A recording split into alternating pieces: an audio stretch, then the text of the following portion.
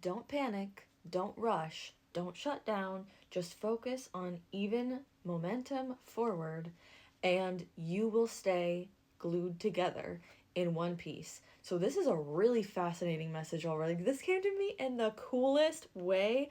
I'm gonna preface this by saying this is probably going to apply really broadly because most of what came through is actually current astrology, which is going to impact everyone. This, like the specific stuff I picked up on, some of the stuff in here is going to be more specific. I did also start pulling some cards, but this is okay. I don't own this book. Here's what happened. This is the craziest story. So I'm claircognizant, which means that sometimes just through doing things and like following my instincts, that certain insights and information finds me. So here's what happened. Earlier this evening, I was at a meditation class, and then I felt like leaving at a specific time earlier than I normally would have afterwards. I took public transit home. I got off at my stop, but the bus, which is always coming really frequently, the candle is really flickering right now as I'm saying this. The bus that's always coming like every 10 minutes wasn't coming for like 40 minutes. So I was like, oh, seriously? So I got off the train and then I had to walk the rest of the way. This is very significant because that's how I got this book, okay, which I've never read before. So I walked a really weird way home. And as I was walking on my way home, I'm also very inobservant, so I'm shocked I even noticed this. There was like a tiny little mini library, one of those like boxes that's like literally yay big that has like books in it, and it's like, take a book, give a book. It's like a community book share thing. So for a second I stopped and I was just like, is there a book in there for me? And I was like, is okay. And I opened it. I really didn't like want to go in there and get like a dirty book, but I did. And I was like, I just kind of, this is like the first one really that my like finger went to, and I was like, Fablehaven, that's like a cheesy like fantasy series or something, right? I still don't know what it is. But here's the thing. Part of the astrology I'm going to be talking about in this video is the Sagittarius full moon. That's a centaur archer on the cover of this book. That is Sagittarius. Hello? So there's going to be a Sagittarius full moon on May 31st. That is pretty significant to this message that I'm giving. And the candle is flickering like crazy again. So basically when I was actually at the meditation class, I got some visuals coming through when I was meditating. That doesn't happen very often at all. I'm really not clairvoyant. It's like my weakest one. I got some visuals, and the visuals were like hands like crossing over each other, and like appendages, and like I thought I kind of saw tree branches at one point. Then get this. On the walk home from that class with a centaur on the cover of this book, I flipped to page 360. That's the very first page I flipped to. You can say I'm lying, I'm not. I flipped to page 360, and then after having seen those visuals earlier, this is what I saw. This is where I landed in this book. Seth stared at the distant ground. To fall from this height was almost certain death. He backed up, the shingles creaking underfoot. Peering over his shoulder, Seth saw the apparition floating toward him along the roof. That was the extra incentive he needed. He took 3 steps and flung himself off the roof. As he fell, the branch rose to meet his outstretched hands. The impact was jarring, but he held on.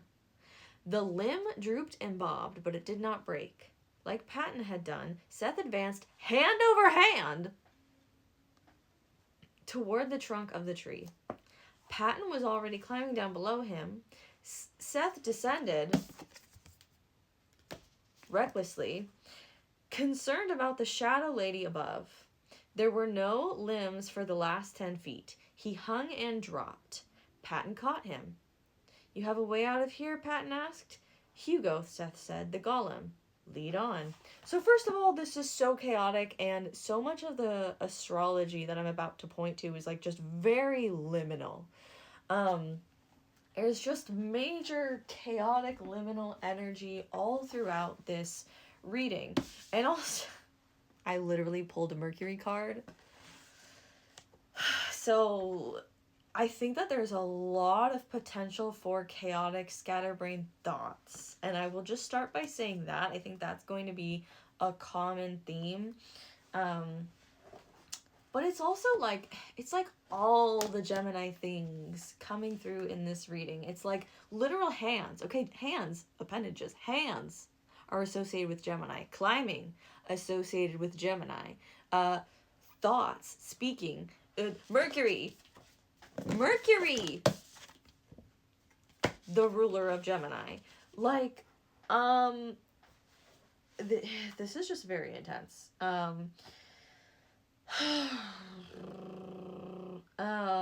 So okay, I'm gonna now switch to talking about the astrology that I was looking at. So yeah, also on the walk home, I looked up at the sky and I noticed that the moon was at a quarter moon. Should I know that as an astrologer, hypothetically? Like, yeah, I should be relatively aware of the moon phases, but sometimes I'm like, I like don't keep up with like the transits as much as I should. Anyways, not the point. So I was like, oh, right, it's a quarter moon. And oh my gosh. This is part of the energy because it's really quite chaotic. So, okay, right now the sun is quickly approaching the bending of the nodes as the quarter moon approaches a conjunction with the south node. I like wrote a bunch of notes down here. Please don't judge me. So, the sun, which relates to drama, among other things. So there's something that might be drama messy here. I'm just going to say that. The sun is approaching the bending of the nodes. What are the bending of the nodes? Well, that's part of the liminality of this message. So the nodes in astrology, there's a lot I could say about the nodes. The nodes are an axis that are connected to, yes, fate, but also detachment and what's the word that I always use for the north node? Oh no, the words are evading me. Oh, it's consumption. That's the word that I think about for the north node. So detachment and consumption.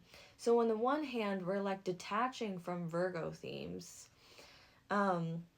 which, you know, has manifested over the past like year and a half as us detaching from proof and evidence and communication, and on the Pisces side, leaning into belief, faith, spiritual unseen forces. So there's that axis. But the bending of the nodes, because that's the nodal axis, okay? The lunar nodes. The bending of the nodes is the halfway point between them. The halfway point between them is where the sun is approaching right now. So within a few days of when I'm posting this, within like a couple of days, the sun will be at the bending of the nodes. So there's something really major regarding fate, like turning points, decisions. Oh yes, I forgot with this card coming up, the phrase initiatory checkpoint came into my brain. So this is going to be like one of the initiatory checkpoints. You know, that sounds really loaded, initiatory checkpoint. I want to explain what I mean. So like initiation as in like you're moving through like a path. And maybe you've already kind of started on it in some way. Maybe this is kind of like just your first checkpoint in a sense. I'm not sure. That's going to vary person to person. Because again, this does feel like very collective. But, yeah, that's going to be like a first initiatory checkpoint among, like this series that I'm discussing. Does that make sense? Yeah, because we like just got into Gemini season. So yeah, this reading that I'm doing is focusing a lot on Gemini energy, and it's the important ways that it's going to be manifesting throughout Gemini season specifically. Like that's kind of the focus, because this is going to be a very active and eventful Gemini season, basically. Ooh, and more time.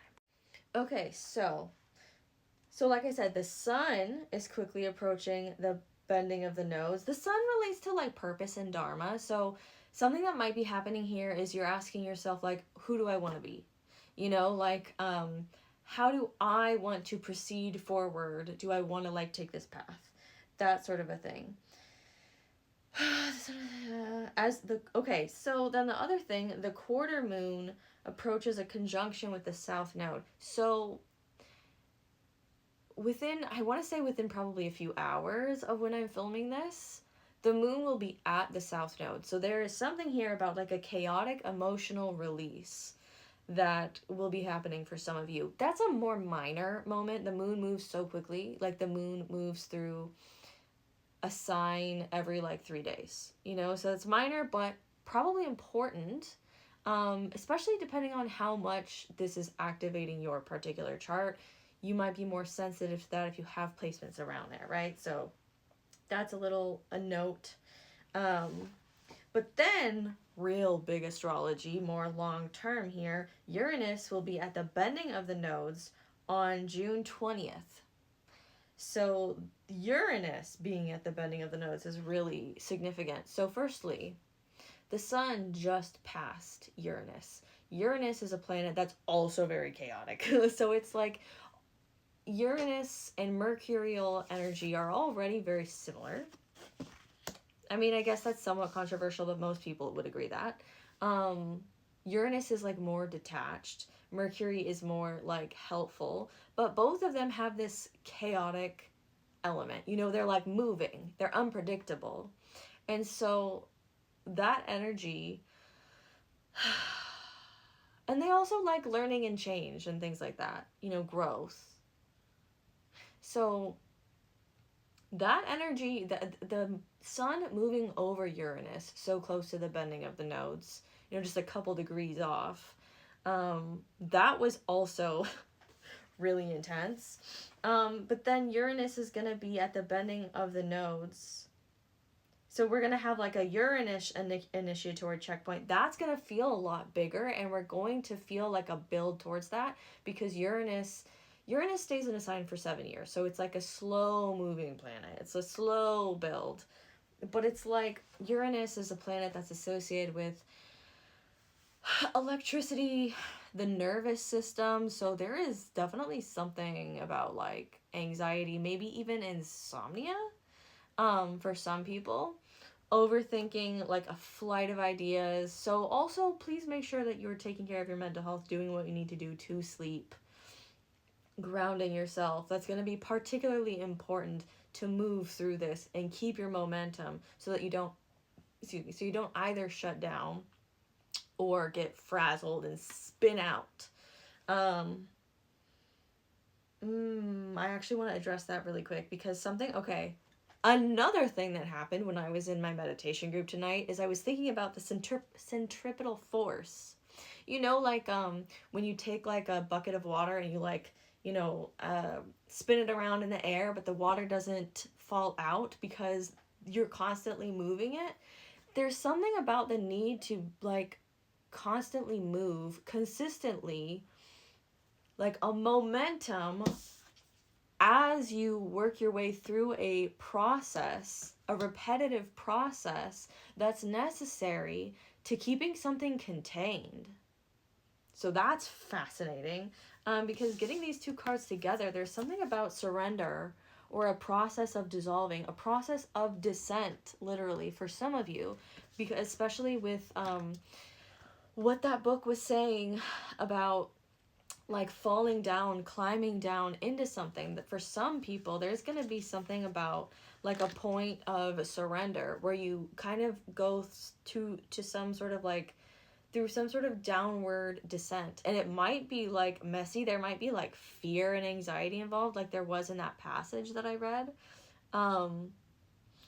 but there's something about like steadiness and consistency as you move through it that will keep you from falling apart. That's really important. That's like the solution, it seems, to the sorts of challenges that I'm getting for this reading. So there's that. Also, when I was flipping through the book again to find the page that I had found when I was on my walk, I found the word satyr on another page, and I was like, satyr as in like Pan, as in the god of chaos? This is so Uranus mercurial. This is, I just can't even believe how correct this reading is. Do you know what I mean? Like, I wasn't really thinking that much about the current astrology, and then all of this happened, and I was like, just wild, just incredible. I don't mean to like show off. It's just amazing what humans are capable of. This is not about me. This is not about me. So anyways, okay, yeah, centripetal force. Yeah, even momentum will keep containment as you move in circles. Yeah. Yeah, there's something about, and because it's like the bird is falling into a cup, you know, there's something about like containment if you know how to work with these forces. This is really broad and really like full of analogy. I don't think I should get too much more literal and give examples with this because they're not going to resonate for everyone, you know. So I hope this is helping. Okay, so when Uranus is at the bending of the nodes on June 20th, there's some other interesting things that I noticed in the sky at that time that I want to touch on. So first of all, the sun will be at the anaretic degree of Gemini. The sun will be at the very final degree, 29 degrees of Gemini. So there's something here about, again, like these sun themes, drama, purpose, identity that are really important to this reading. Yeah. And so like I said, the moon is like right about to enter Virgo right now and then conjoin the south node, and that will be the quarter moon. And when this happens, when Uranus is at the bending of the nodes on June 20th, the moon will be in Virgo again. And we'll have like another quarter moon moment. Actually, I don't think that the moon is going to exactly square the sun while it's still in Gemini. Okay, but still, pretty much sign-based square, quarter moon. Moon will be in Virgo again. I know some of this is a little bit technical. Bear with me, please. So in Virgo is also ruled by Mercury. So there's something here, like really something major here about all of the different ways that the mercurial energy manifests. Because the thing is too, like with this being so like liminal, like we're talking about like moving and like multitasking and navigating through just like everything. You know, Mercury in liminality. I know when we oftentimes in spiritual spaces when we talk about liminality, we think about Hecate. But, you know, it doesn't just have to be about like a specific deity, you know, specific mythology. Mercury is moving everywhere all the time. Mercury is the go-between. Like Hermes is the messenger of the gods, you know, learning to navigate through things. Use your hands, use your tools. Like that's a Mercury thing. I hope that makes sense. I feel like, I don't know. And then what else? Okay. And on June 20th, Chiron enters Taurus. Oh, actually, Mars will still be in Taurus. So there's going to be a co-presence, technically would be the term. So there's going to be some Mars energy that's kind of present, lightly present as well when Chiron enters Taurus. So here's the thing. I guess maybe that's relevant to someone, and that's why I said Mars. Here's the thing, though. Yeah, Chiron moving into Taurus is a big fucking deal. This is going to be the first time that Chiron enters Taurus since the 80s. Well, that's the last time Chiron was in Taurus. So, if you were born like late 70s to early 80s, I want to say if you're like in your mid 40s, this might be your Chiron return. You should double check your chart. Oh, running out of time. I dare say that there's something in this reading about running out of time. Because this is like really chaotic. And when I said I'm running out of time, I heard the song by Paranoid. Blah, blah, blah. My goodness, tongue twister. I heard the song Running Out of Time by Paramore. So, yeah. Oh yeah, something else that I wrote down. Too many cooks, too many options, too much chatter, too many ideas. So, okay, yes. Also be careful that with these transits, in this Gemini season specifically, it might be more disruptive than helpful to over rely on other people's support. You know, like what I was seeing with like all the hands moving across each other, like there's something about innovating and change when it comes to coordinating with other people and dealing with teamwork. You know, it's like not bad to ask other people for help, but there's something about that becoming too chaotic if you can't like filter it out. Like too many cooks in the kitchen, you know, too many outside opinions, too much chatter, too many options, too many paths. Like you're pacing back and forth, you're gonna drive yourself crazy. Please be careful. Also, for someone here, there could be a specific confirmation about moths because for some reason I didn't feel like hiding Gerard Wing or Celine Wing on today. And then I realized that my skirt has moths on it. I don't know. Okay, whatever. Just believe me or don't. And so I feel like there, for some of you, there might be something specific about moths. That's not going to be for everyone. I do love a moth though, but yeah, there's something about like a risk of being like misled, because that's one thing that a moth archetype can represent, is like being like lured away by like false light, you know? So it's like, be careful, especially because there's so much here about the sun and the moon, and those are the luminaries, those are sources of light. So just like be careful what light you follow, what truth, what reflection, what identity, what ideas, what drama, visions, beliefs. Just like understand that some of these things are going to be really fleeting, and try just it's important to be flexible and not necessarily try to go all in on anything this Gemini season. I mean, again, important initiatory checkpoints, but they're initiatory checkpoints that are going to require flow and flexibility to actually get through them. So I hope that makes sense. What else do I have here? Also, yeah, just seriously, the freaking centaur on the cover. I can't believe that. Sagittarius full moon. Oh yeah, so unless the moon is in Gemini, as it will be when there's a full moon on the 31st, the only thing in Gemini right now is Black Moon Lilith. So Sagittarius. Unless the moon is in Sagittarius, the only thing that will be in Sagittarius is Black Moon Lilith. And so it feels like there is an importance to like considering, and this was a message that I got like very clear cognizantly.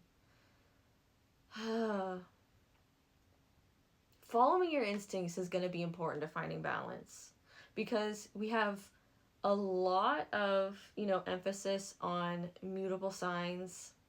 We have a lot of Virgo, Gemini, Pisces energy that I'm talking about here, but that fire element that, that actually moves you, that's going to be underrepresented in the sky specifically regarding Sagittarius. There's other fire placements going on. But I feel like just like following your gut instinct with certain things so that you can keep moving, that's going to be important. Following your instincts, even if you don't have like all of the information, like you can't slow down because you don't have a perfect exact plan. That's important. Yes. You can't always have all the information and be perfectly prepared. I know a Gemini loves to be perfectly prepared, but like that's just not realistic. And Virgos do too. You have to detach from that and move towards belief and just following your instincts, learning to trust your instincts to guide you so that you keep moving. That's important. Okay, I think that's pretty much all that I wrote down. Let's just see if the tarot has anything to add to this, because this is freaking insane. I did also pull this freaking contortion card again, and so there's something about like potentially something being agonizing here. The Hierophant and the Hanged Man, and the Star, and the Seven of Cups. Okay, enough. Also, know when to stop, though. See, there's a lot of tension in the sky. You know, when there are T-squares and grand crosses involved, those formations are very tough. And so there's a lot of tension and a lot of chaos. It's a lot. So also just be patient with yourself. Notice how I am intentionally at times just stopping and just kind of like when I start getting like tongue-tied, because there's something twisty in this energy. This is the contortion card. There's a risk of getting like all twisted up, and maybe even with other people, with the imagery that I was seeing with all the hands. You know, you be careful about getting twisted up. The Hangman, the Hierophant, the Star, the Seven of Cups. I forgot what I was saying. I was talking about suffering, agony. I have to go back and hold on. So yeah, like I was saying, know when to stop, know when to pause, literally pause the video to go back and look at something so that you can regroup, recollect your thoughts. That's going to be really important. And being intentional when you need to slow down, being deliberate with your movements, but keep moving. Yeah, so something might be agonizing here. For some of you, this really relates to like spirituality and destiny. For some of you, it might also relate to like literal addiction. This card relates to indulgence and also relates to having like too many options. You know, it's like this card relates to indulgence, it relates to sin, it relates to addiction, it relates to illusion, to deception, to lying, manipulation, like. And so there's something here about, like,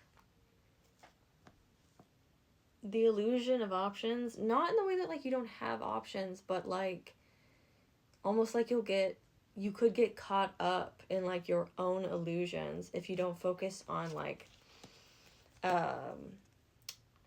just moving and healing and shifting your perspective. So the Hanged Man here is really interesting. Oh, also, definitely Chiron moving into, Chiron, who is a centaur, by the way. Hello? So many connections here. I feel like the It's Always Sunny meme. Like I'm standing going, look at all the connections on the board. Sometimes things really do align this way, though. It's not, you know... If I can do cold readings and be this accurate with these skills, I know that I'm not just making this up. Do you know what I mean? Like, anyways. Chiron. So there's something about, like, a destiny of healing related to resources, tradition, security, stability. You know, the Hierophant is like a reliable community figure. The Hierophant is a spiritual authority. So there's something about like the healing and destiny that's associated with Chiron, but then also like the Hanged Man is again like a very spiritual card. The Hanged Man is about a shift in perspective that happens through suffering, like potentially addiction. It's about a shift of perspective that leads towards spiritual awakening, enlightenment, as some people would say. And it does feel like with surrender coming in, wait, the Hanged Man and this, okay, because both of these correspond to surrender. So again, it's like know when to stop, know when to pause, know when to go down into the depths of something, even when you're scared. Yes, because again, relating to that book passage, and again, like going downwards, it's like it might seem counterintuitive, but you have to go kind of down into something and have a degree of faith in order to keep moving through this. Wow. Sorry, this is fascinating. 333 on the timer just now. Right as I looked up. Wow, yeah. Hey man, Hierophant, the star. Definitely a shift of perspective. Um, healing your sense of security, stability, your relationship to authority and stability and security. Maybe there's something here about like father stuff. The Hierophant, that can be kind of associated with the father, you know, father, heavenly father, um, benevolent masculinity sort of vibes. Yeah. Wow. So, anyways, this is about to be a time for all of us.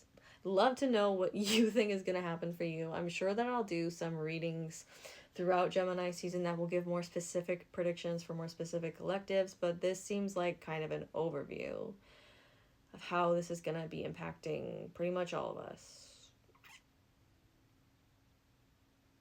Blessed be. Just wanted to pop back on here really quick to say this is the picture that I took when I was with Flash when I was at the little mini library. This is like kind of proof, I guess. You can't really tell where I am. But anyways, I really did find this book in the wild, and I also saw 333 on my walk home and then again during the video. So, my hands look terrible. Okay, thanks for watching.